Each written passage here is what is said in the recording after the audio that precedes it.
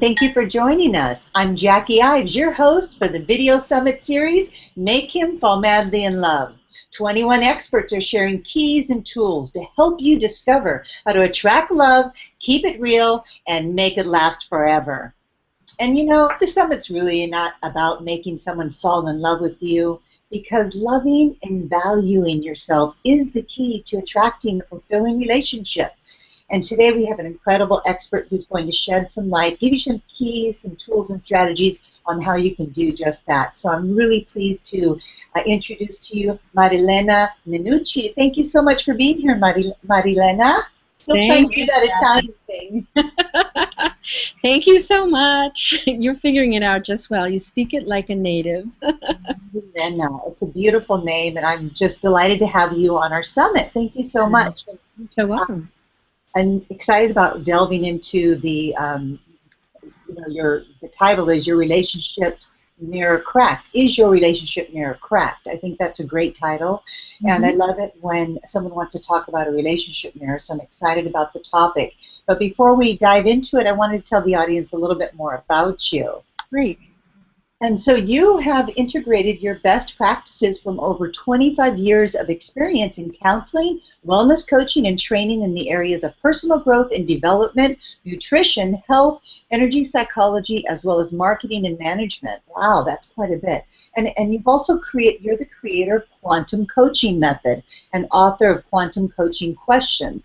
And you offer health coaches and other wellness professionals a dynamic way to work more deeply and effectively with their clients, while at the same time enhancing their own individual growth. That's incredible. And you're also just drawing from your own life and health transformation. You specialize in helping your clients in transition challenge old patterns and beliefs that keep them stuck. And you also teach women to end cycles of self-sabotage, to identify meaningful goals, and to design effective strategies to move ahead and create the more fulfilling and balanced life they deserve. That's such an incredible legacy and life work that you've done, and I love that you use your own real-world examples and your life work to integrate that into your practice. Yes, it's my life that's led me along this path. And absolutely, that's the best teaching I do is from my life experience, as many of us all do. Fantastic. And so I love the title, Is Your Relationship Mirror Cracked? And love to hear more about what a relationship mirror is and how it could become cracked. Yeah, absolutely. You know, early on in my studies, I learned about this concept of having a relationship mirror, and I really loved it, because what it said to me was, if I wanted to know how I was doing, how my health was, how my well-being measured, all I really needed to do was look very carefully and closely at the people in my world, especially the people in relationship closest to me. And so that mirroring back and forth has always been sort of a rule of thumb for me to get a sense of how am I doing with my own personal growth, and what do I need to be doing. And I think it's important for us all to think about that, to look at the people in our lives, especially those closest to us. And we can even look back in the mirror at past relationships and think about, you know, how was it for me? Was it a healthy thing for me? What did I learn from those relationships? For me, people in our past relationships are sacred teachers, and they all come with gifts, and we have to take those gifts and make the most of them in order to move forward in our lives and to make the best of new relationships that are waiting for us. That's incredible. Yes, I agree with you wholeheartedly about relationships. Do Absolutely. Our own behavior, and that they are our greatest teachers. And instead of getting into that blaming your partner for whatever behaviors are coming up, but to being able to really self-analyze through your partner and see how you're showing up, like you were discussing. Absolutely. The cracked. What happens when the relationship mirror becomes cracked? Yeah, that cracked part of the mirror to me is about all those old relationships that we don't heal, you know, the wounds, the hurts, the pains, the betrayals, all those things that we kind of pile into our baggage and we carry along with us. But for me, when we hold on to those things, the stress of that cracks the mirror. And so, you know, if you were to look into a cracked mirror, how it would be distorted and you would see sort of all sorts of broken images. that's then what I'm seeing. And that's not what I want to bring into a future relationship, right? I want to be able to go back and really heal those hurts and understand why they happened. And I love the main question I always ask my coaches to ask their clients, and for themselves as well, is why did this happen for me? Not why did it happen to me. When I can think about why it happened for me, I can find the gift in it. I can understand why that person came in my life at that time, why things took the turns that they took, and what was my responsibility in it as well. So that's really helpful in terms of understanding how to bring the mirror back together and be able to then start to see a more whole picture of ourselves. And whole is the name of the game. We want to be as whole as possible when we move forward into our new relationships. Absolutely, and I hear that it's partly or mostly taking responsibility for, like you said, what I created, and using that as a tool to grow instead of getting that blame. And so you also talk about helping your coaches and women in transition. And can you talk a little bit about that, what transition is, and what you're sharing with them? Yeah, absolutely. When I first started as a coach, I worked specifically as a health coach with women in transition, and I still do that. And a lot of my coaches happen to be women in transition because women in transition tend to be extraordinarily powerful, and they decide, okay, I am going to come into my power. I'm going to decide what it is I want to do, deliver to the world, what my gifts are, how can I serve, and be really who I'm meant to be. And I love that time in women's lives. A lot of times women are moving from one role to another. Maybe they're not needed at home in the same way they were with younger children, or maybe they're leaving a marriage, or maybe they're just changing something up in their lives, wanting a new career, looking for a deeper level of fulfillment.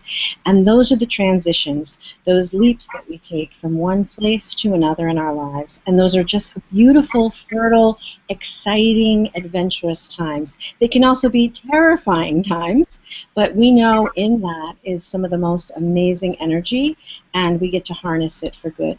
And I love working with women in that place. And I think that changing up relationships, inviting new relationships, ending old relationships, those are all transitions. They're necessary and normal transitions we all go through, but sometimes it's helpful to have someone help you navigate those waters.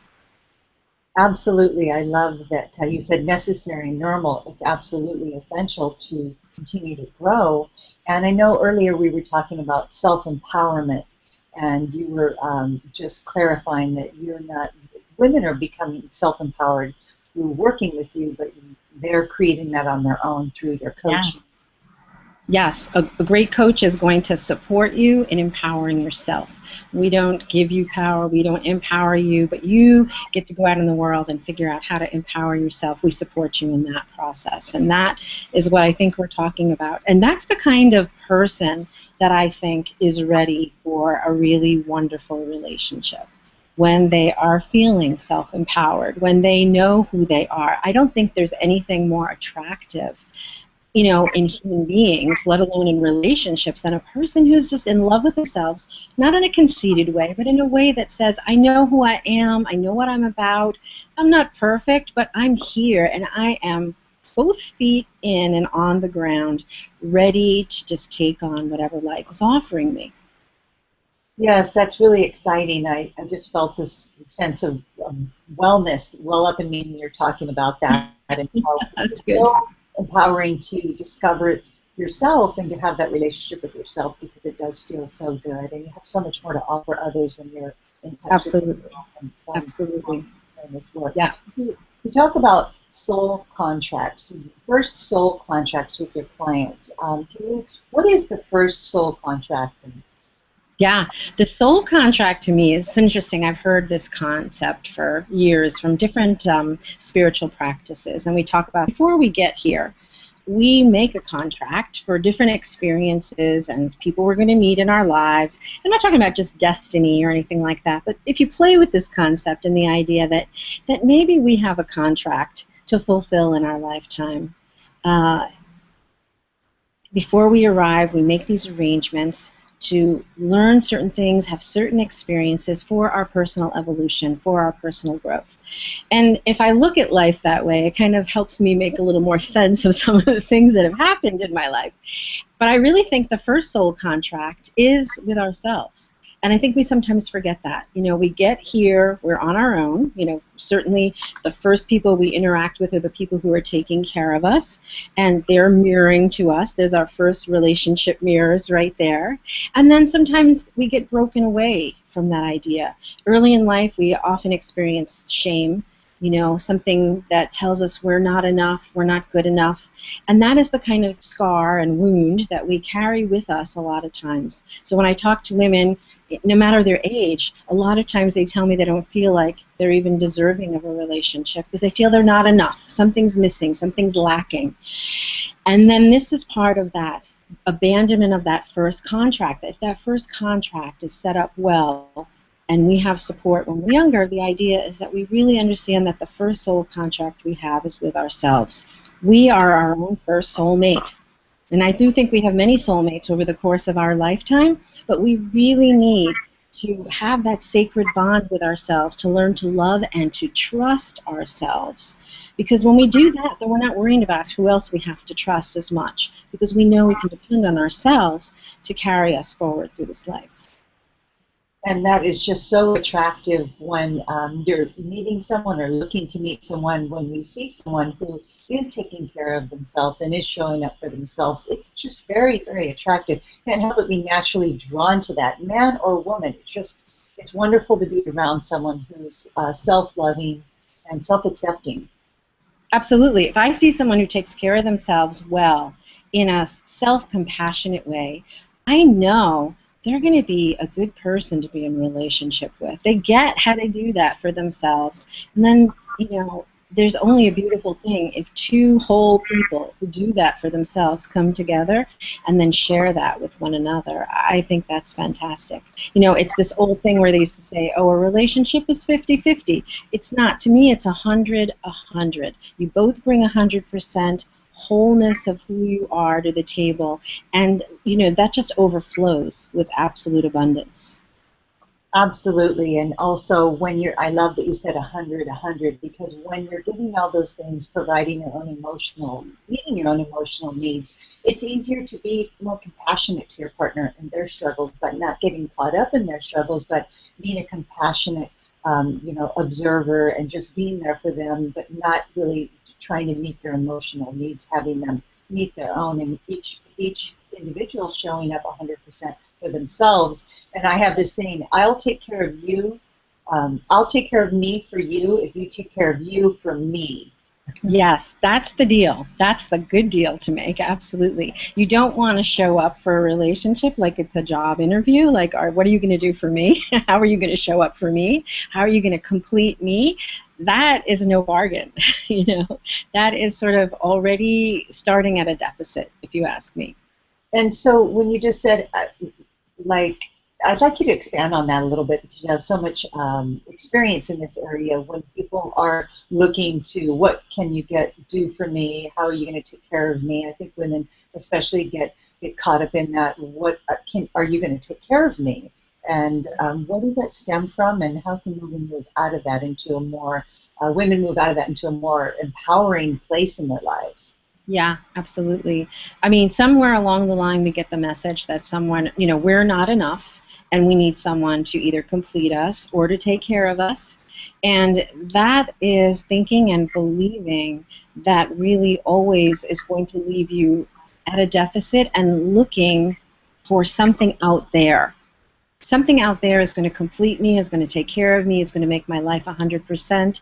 Hey, you may find the absolute right partner for you, and you don't know how life happens. They may leave. They may not live long. You don't know. I mean, we don't know what the future brings. We still have to know that within ourselves that we are whole and that we bring that to the table. We offer our very best to another person. If I think about the qualities that someone else that I might think is ideal for me is looking for, do I have those qualities? I'm looking for certain qualities and they're looking for certain qualities. And if I spend all my time worrying about finding that person, searching for that person, you know, you're in a place of attachment and not attraction. It's like I'm looking for the thing I'm going to stick to and I'm going to attach to, and I am not attracting what I need in my life. Does that make sense? Absolutely, the words of wisdom. And so all of this wisdom that you are sharing with our audience, you talked about it coming from your own life experience. What was your inspiration to do this work and share this work and become a coach of coaches with your clients? Yeah, I know in my own life I had experiences where, you know, I was divorced. You know, I've been divorced for about 8 years, and that's been, you know, that's been a journey for me. I was in that relationship for 23 years, a big part of my life. And so what I really learned was when that was over, I had to start to look at myself and see, you know, what was it that I was depending on him to do for me or to be for me or to, you know, give me affirmation for, if that makes sense. And now I realize, you know what, I have to look here first. And when I understood that, the amount of freedom, personal freedom that I felt, not freedom to never have a relationship again, but freedom to have a more productive, constructive, loving relationship and a commitment on a level that is, you know, that is absolutely comes from my core. You know, that's what I saw was now available to me because I wasn't looking outside for the answers. I wasn't codependent on someone else. And when I see women who do this for themselves every day, they find this freedom. I think, wow, this is what I want to do. I want to help other women find the same freedom. That's wonderful. And so I love the work that you're doing. And when we're talking about, as you mentioned, that you've been on your own for several years now and just empowering yourself to be whole and more balanced. And so when you do come into that place where you're wanting to attract a partner, how do you create a space in your life if you have found yourself single and chosen to be single for a while? How do you create a space for a new relationship to come in? Yeah, I think creating that space means you get out of your own way, which means that you do everything you can to take care of yourself, that self-care is #1 on your list. You even date yourself if you need to. Go out, take yourself out, find friends, create a stimulating, wonderful life for yourself that just replenishes you every day. And that is what is going to make you more attractive to someone else. It's like, what are you going to do while you're waiting for this person to show up, so to speak? You know, I can't sit here and wait. I need to live my life.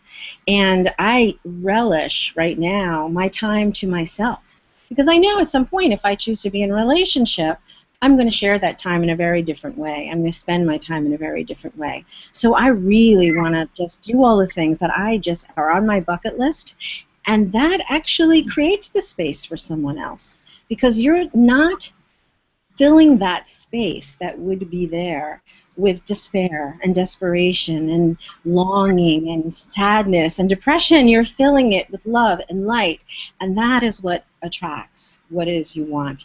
When you are down and you are desperate, and I have so many women tell me this, they're lonely and this is all they feel all day long. They're thinking they're nothing unless they find this relationship. Man, that's what they're attracting because that's what they're focusing on. So they're attracting more loneliness and desperation. And not that the law of attraction is the be-all and end-all, but I do believe it has its place in our conversation here, absolutely. So if you want to create that space, it's like you buy a new house and it's like, look, I have somebody coming. So I want to make this the most amazing space for them. I want to make it an amazing space for me because I know if it's an amazing space for me and that's the right person for me, they're going to love this space too. Does that make sense?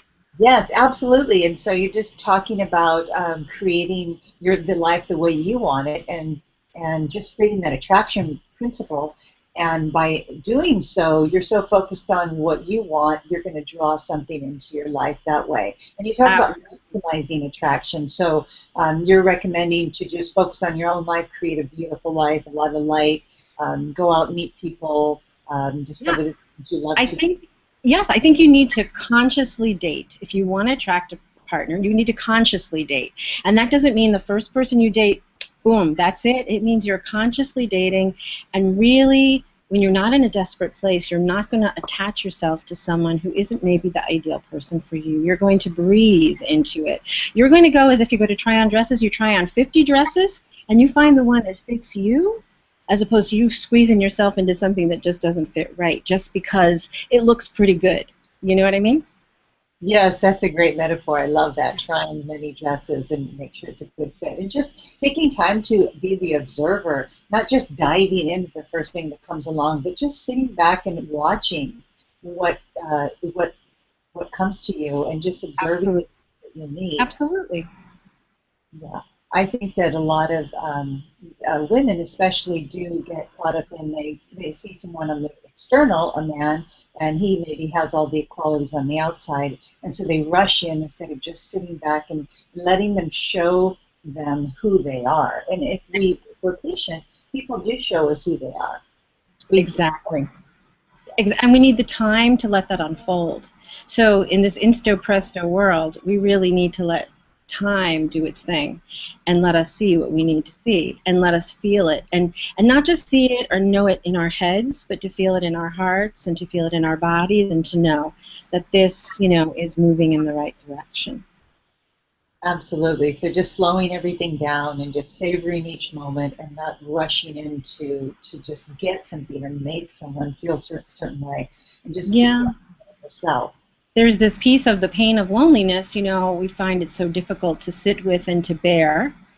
And I think it's important to sit with it and to feel it and to bear it so that we get to the point where we get to the bottom and know that we really aren't alone, that we really are okay, and that, we're not rushing into something that is okay. I always tell women, it's okay to compromise in a relationship, but it's not okay to compromise yourself. Words of wisdom right there. It's not okay to compromise in a relationship, but it's not okay to compromise yourself. So it is okay to compromise in a relationship? I think relationships have a certain amount of compromise. We have to get along. We have to figure out how we're going to do this together now, right? So there's a partnership piece there. But when you go over that line and you're compromising who you are, the very core of who you are. See, because if you really know yourself, you're going to know where that line is very clearly. That's what's so important to be strong on and to be aware of. And it doesn't mean you walk away. It just means, hey, this is something that needs our attention. We need to talk about. We need to know more about. So. Absolutely. Just being true to yourself and having healthy boundaries in your relationship. And so. Absolutely. So important. And so I was just taking a peek at your free gift. I'm so thrilled that you're offering this 12 dimensions of intimacy. Can you tell us a little bit more about that? Yes, wonderful. I'm going to have a free telewebinar, and it's going to be on the 12 dimensions of intimacy, which intimacy is kind of an interesting word. We tend to think of it as only a sexual thing, but intimacy can be really developed in so many different ways. So I want us to explore that. So come and join me for this lovely hour chat. We're going to talk about intimacy, how to develop it for ourselves. This is all the stuff we're going to do to create that sacred space for that next person to come into relationship with us.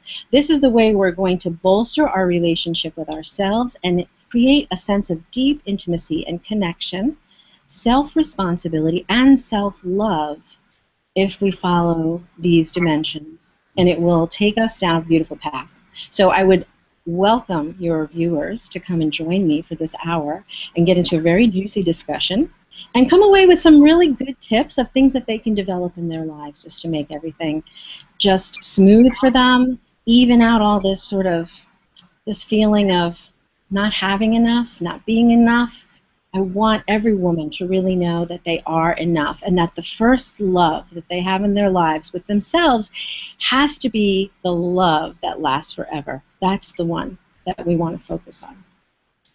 Oh, those are great closing words, and just thank you. That's such a beautiful offering. Just the intimacy with yourself is where it all begins, and so that's going to be available to our audience on the email that you received when you signed up to be a part of the summit. So you can go back to your inbox and look for that and make sure you take advantage of this wonderful offer. offering that's available to you now. And Marilena, I want to thank you so much for being on this panel. I love what you've shared with our audience today. You are an incredible expert in this field, and I hope that you continue to do this work, because I know what you're doing is really a huge offering to the planetary work that we're all doing to make this a better place for all of us. Good. Thank you, Jackie. It's been a wonderful delight to be with you. And thank you for putting together this amazing program. It is so needed in this world. It's my pleasure. Now, really quick before we go, you went to Italy recently. Where did you go?